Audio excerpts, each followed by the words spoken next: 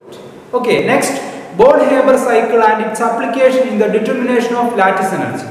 We Born-Haber cycle use ചെയ്തിട്ട് എങ്ങനെ നമുക്ക് lattice energy determine ചെയ്യാം അല്ലെങ്കിൽ lattice energy calculate ചെയ്യാൻ പറ്റും നമ്മൾ നോക്കാൻ പോകുന്നു. Okay, Born-Haber cycles and its application in the determination of lattice energy. Okay, since it is impossible to determine lattice energy directly by experiment. Okay, since it is impossible to determine lattice energy directly by experiment, determination of lattice energy directly by experiment, we use an indirect method where we construct an energy diagram called Born-Haber cycle, and lattice energy is calculated from other experimentally determined energy term involved. അപ്പോൾ നമുക്ക് ഒരിക്കലും ഈ lattice energy direct ആയിട്ട് calculate ചെയ്യാൻ പറ്റില്ല, experimental method വഴി direct calculate ചെയ്യാൻ പറ്റില്ല. സോ നമ്മൾ എന്താ ചെയ്യാന്ന് വെച്ചിട്ടുണ്ടെങ്കിൽ ഇൻഡയറക്റ്റ് കാൽക്കുലേഷൻ ആണ് നമ്മൾ ചെയ്യാറ്. അപ്പോൾ ഈ ഇൻഡയറക്റ്റ് കാൽക്കുലേഷൻ ഒരു ഡയഗ്രാം വെച്ചിട്ടാണ് നമ്മൾ പൊതുവെ ചെയ്യാറ്. ആ ഡയഗ്രത്തിന് പറയുന്ന പേരാണ് Born-Haber cycle. Okay, since it is impossible to determine lattice energies directly by experiment, we use an indirect method where we construct an energy diagram called Born-Haber cycle, and lattice energy is calculated from the other experimentally determined energy term involved. Okay, Born-Haber cycle is in fact a thermochemical method of calculating lattice energy based on the Hess's law of constant heat summation. Hess's law of constant heat summation. It gives the relationship of lattice energy of other energy term involved in the formation of an ionic compounds from its elements. Okay, അപ്പോൾ ഈ Born-Haber cycles എന്ന് പറഞ്ഞിട്ടുണ്ടെങ്കിൽ ഈ Hess's law of constant heat summation ബേസിസിലാണ് നമ്മൾ ഇവിടെ calculate ചെയ്യാൻ പോകുന്നത്. Okay, അപ്പോൾ ഫോർ എക്സാമ്പിൾ നമ്മൾ NaClന്റെ ലാറ്റിസ് എനർജിയാണ് കാൽക്കുലേറ്റ് ചെയ്യാൻ പോകുന്നത്. ഓക്കെ, അപ്പോൾ ഓരോ സ്റ്റെപ്പായിട്ട് നമുക്ക് നോക്കാം. For the purpose of discussion consider the formation of NaCl from sodium and chlorine. This is given by the thermochemical equation. അപ്പോൾ നമ്മൾ ഈ Born-Haber cycle ചെയ്യാൻ പോകുന്നതിന് മുമ്പ് നമ്മൾ എലമെന്റൽ സ്റ്റേറ്റിലാണ് നമ്മൾ ഇത് ചെയ്യാൻ പോകുന്നത്. In relationship lattice energy or to other the energy term involved in the formation of ionic compound from its elements. ഈ എലമെന്റ്സ് നിന്ന് അത് അയോണിക്കിലേക്ക് അയോൺസ് ആയിട്ട് കൺവേർട്ട് ചെയ്തതിനു ശേഷം ഈ അയോൺസ് ആണ് അയോണിക് കോമ്പൗണ്ട് ആയിട്ട് ഫോം ചെയ്യുന്നത്. അപ്പോൾ അത്രയും പ്രോസസ്സ് നമ്മളിവിടെ നോക്കാൻ പോകുന്നു. For example Na solid plus half Cl2 gaseous gives NaCl solid. Then delta H, enthalpy change is equal to delta formation H of NaCl. Okay, the enthalpy change during the formation of 1 mole of NaCl from the elements sodium and chlorine is known as enthalpy formation of NaCl or delta formation H or delta formation enthalpy NaCl. The above reaction may be considered to involve the following 5 steps. പ്രധാനമായിട്ട് ഒരു 5 സ്റ്റെപ്പാണ് ഇവിടെ പറയുന്നത്. The energy change or the enthalpy change or delta H involved in each step is shown in the corresponding equation for that step. Okay, first enthalpy change associated with the 5 steps are given. Okay, അപ്പോൾ അതൊക്കെയാണ് നമുക്ക് ആ 5 step നോക്കാം. Okay, അപ്പോൾ ഈ 5 step പറയുന്നതിന് മുമ്പ് നമുക്ക് ഇവിടെ എന്താ ചെയ്യുന്നത് വെച്ചിട്ടുണ്ടെങ്കിൽ നമ്മൾ സോഡിയം അയോൺസ് ആക്കി മാറ്റണം. അപ്പോൾ സോളിഡ് സോഡിയത്തിനെ സോഡിയം അയോൺസ് ആക്കി മാറ്റണം ഫസ്റ്റ് സ്റ്റെപ്പ്. അതിന് സപ്ലിമെന്റ് എടുത്തിട്ട് സോളിഡ് സോഡിയത്തിനെ ഗ്യാസ് സ്റ്റേറ്റിലേക്ക് കൺവേർട്ട് ചെയ്യണം. അതിന് സപ്ലിമേഷൻ. സപ്ലിമെന്റ് ചെയ്തതിനു ശേഷം അതിനെ അയണൈസ് ചെയ്തിട്ട് അതിന്റെ അയോൺസ് ആയിട്ട് കൺവേർട്ട് ചെയ്യണം. ദെൻ ക്ലോറിനെ ആണെങ്കിലോ ഈ ക്ലോറിൻ മോളിക്യൂൾസിനെ ഡിസോസിയേറ്റ് ചെയ്തിട്ട് ക്ലോറിൻ ആറ്റ് ആക്കി മാറ്റണം. ക്ലോറിൻ ആറ്റ് ആക്കി മാറ്റിയതിനു ശേഷം അതിന്റെ അയോൺ ആയിട്ട് മാറ്റണം. അയോൺ ആക്കി മാറ്റി ഈ സോഡിയം അയോൺസും ക്ലോറൈഡ് അയോൺസും കൂടി കമ്പയർ ചെയ്തിട്ടാണ് NaCl ഉണ്ടാവുന്നത്. അപ്പോൾ ഓരോ സ്റ്റെപ്പ് നോക്കുക. ഫസ്റ്റ് സ്റ്റെപ്പാണ് നമ്മൾ പറയാൻ പോകുന്നത്. First step sublimation of solid sodium metal to gives sodium vapor. That is Na solid gives Na gaseous. Okay, then the delta H associated with this step, the enthalpy change associated with this step is delta H is equal to delta sublimation of H of Na, delta sublimation enthalpy of Na. The energy change in this step is the enthalpy of sublimation of sodium.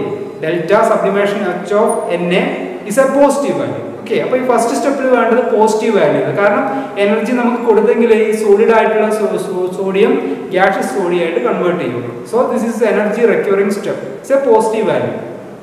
Then second സ്റ്റെപ്പിൽ നമ്മൾ എന്താ ചെയ്യുന്നത്, ഈ gaseous സോഡിയത്തിനെ sodium ion ആക്കി മാറ്റണം. That means ionise ചെയ്യണം. Okay, step 2. Step 2, the formation of sodium ion from its atom in the gaseous state is formation of sodium ion from its atom in the gaseous state. That means Na gaseous is Na plus gaseous plus electrons. Or the delta H associated with, or enthalpy change associated with this step is delta ionization enthalpy of Na. The energy change in this step is equal to ionization enthalpy of sodium, or delta IH of Na is equal to positive value. So this step also is a energy requiring or endothermic step. Energy requiring step on energy kodudengile namukku ina ions aaki maatan pattullu. Okay, then sodium sodium ion aaki maati. Ini chlorine chloride ion aaki maattam. Appo moonam step nokka, dissociation of chlorine molecules to gives chlorine atoms. Okay, appo step nammal endha cheyna chlorine molecules ne dissociate cheyidadine ശേഷം bond break ചെയ്തിട്ട് chlorine gases chlorine atom ആക്കി മാറ്റുന്നു. Okay, so half Cl2 gases gives Cl gases. Then the delta H or enthalpy change is equal to half delta bond enthalpy, half bond enthalpy of Cl2. The energy change in this step is equal to half bond dissociation enthalpy of Cl2, where bond H enthalpy of Cl bond is a bond dissociation enthalpy of Cl2 molecules. It's a positive value. So this step is a positive value, and that means endothermic step. Addition of electrons to chlorine atom to form chloride ions. But this step gaseous chlorine atom electrons chloride ion negative ion. So the step 4, addition of an electrons to chlorine atom to form chloride ions. Cl gases plus electrons gives Cl minus gases. So the delta H or enthalpy change is equal to electron gain enthalpy of Cl. Okay, the enthalpy change in this process is equal to the electron gain enthalpy of Cl or electron gain enthalpy of Cl, which is a negative as energy is released. So this is an exothermic step. Okay, this step energy release in the step on. Okay, the electron gain enthalpy of Cl may be regarded as equal in magnitude the electron affinity of chlorine. Okay, the electron affinity of chlorine but opposite in sign, because electron affinity of chlorine is conventionally regarded as positive. Okay, so electron affinity എന്ന് പറയുമ്പോൾ electron gain enthalpy ന്റെ positive sign ആയിട്ട് നമ്മൾ പൊതുവെ consider ചെയ്യാം. Okay, then fifth step, the formation of sodium chloride from the gaseous ion. The formation of sodium chloride from the gaseous ion, that means Na plus gas plus Cl minus in gaseous state is converted to NaCl in solid state. That is the enthalpy change associated with this step is lattice energy. Delta H is equal to U0 NaCl. The energy change in this process is equal to the lattice energy of sodium chloride or U0 NaCl. It's a negative value. Okay, so this final step lattice energy is negative value.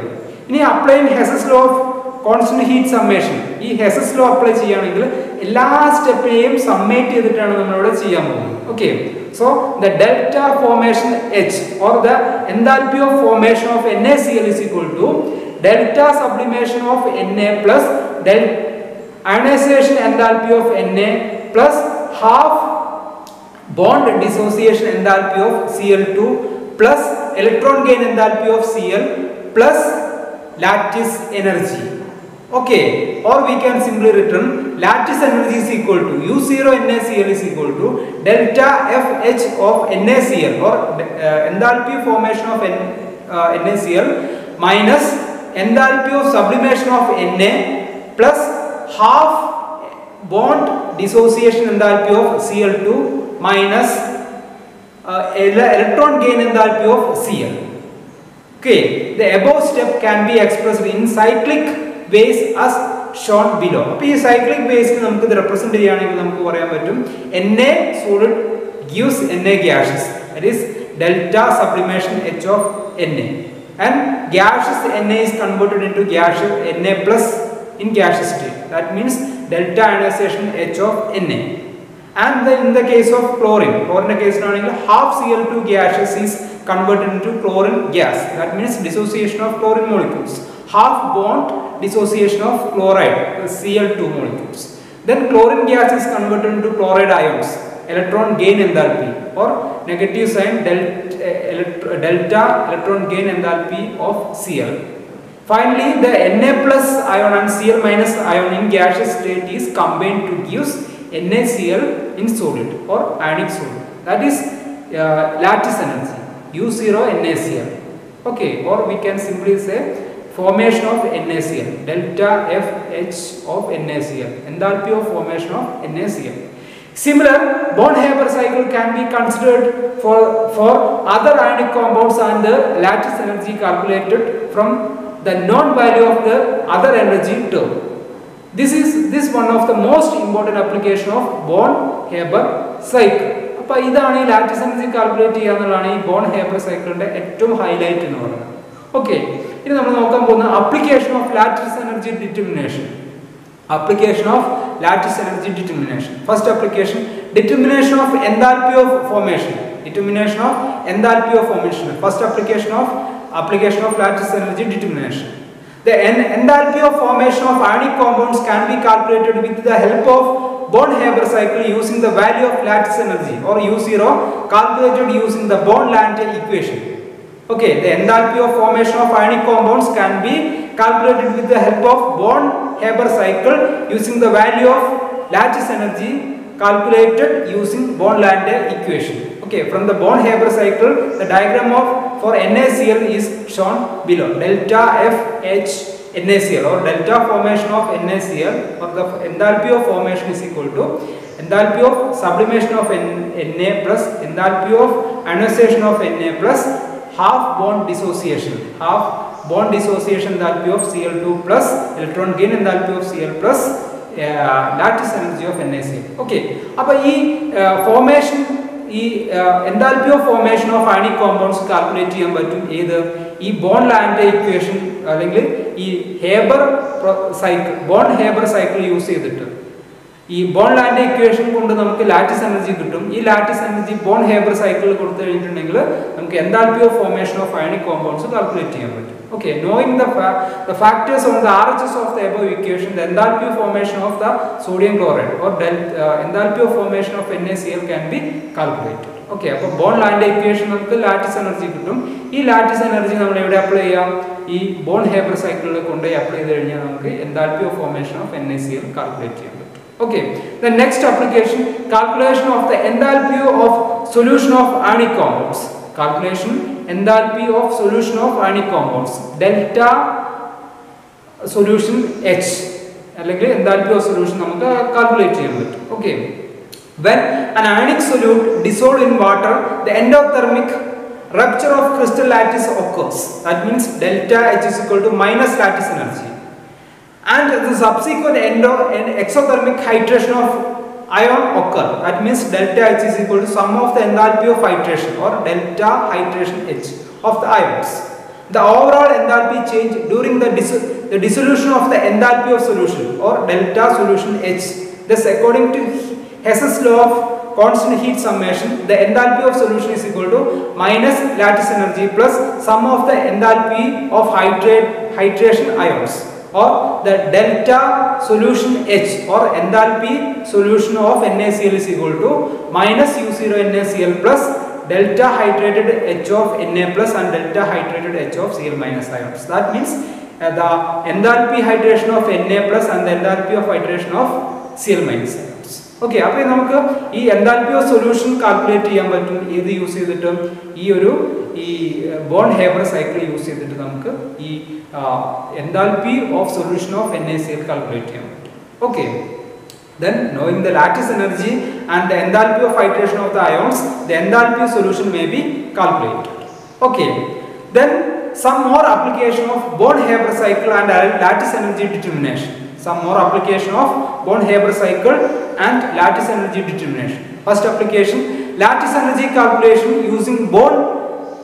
using the cycle help in estimating the stability of ionic compounds and its determination of the stoichiometry. Okay, I will repeat. Lattice energy calculation using the cycle help in estimating the stability of ionic compounds and in determination the stoichiometry. Okay, അപ്പോൾ ഈ bone Haber cycle use ചെയ്തിട്ട് നമുക്ക് lattice energy calculate ചെയ്ത് കഴിഞ്ഞിട്ടുണ്ടെങ്കിൽ ആ lattice energy use ചെയ്തിട്ട് നമുക്ക് ഈ അയോണിക് കോമ്പൗണ്ട്സിന്റെ സ്റ്റെബിലിറ്റി അല്ലെങ്കിൽ അതിന്റെ സ്റ്റോഷിയോമെട്രി ഒക്കെ നമുക്ക് ഡിറ്റർമിൻ ചെയ്യാൻ പറ്റും. Okay, then application number 2, lattice energy determination using Born-Haber cycle have been used to account for the stability of metal hydrate, polyhalides, peroxide and superoxide.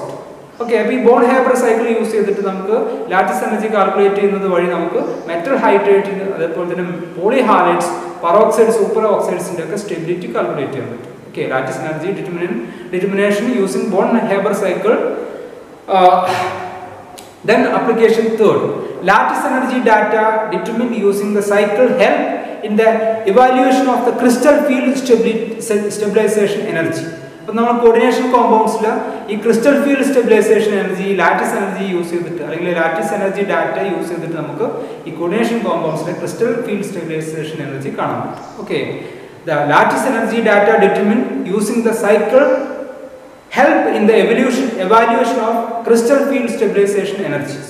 Okay, then application 4, lattice energy data calculated with the help of the cycle play an important role in predicting and comparing the solubility of ionic compounds. അപ്പോൾ ഈ ionic compoundsന്റെ different solubility, different ionic compoundsന്റെ ഈ solubilities നമുക്ക് എങ്ങനെ predict ചെയ്യാൻ പറ്റും? അതിന്റെ lattice energy data using Born-Haber cycle use ചെയ്തിട്ട് ലാറ്റിസ് എനർജി കാണുക വഴി നമുക്ക് ഇതൊക്കെ പറയാൻ പറ്റും. Okay, lattice energy data calculated with the help of the cycle play an important role in predicting and comparing the solubility of ionic compounds. And the final application, Born-Haber cycle can be used for the determination of electron affinity of elements. Okay, Born-Haber cycle can be used for determination of electron affinity of elements. Okay, that's about Born-Haber cycle. Okay.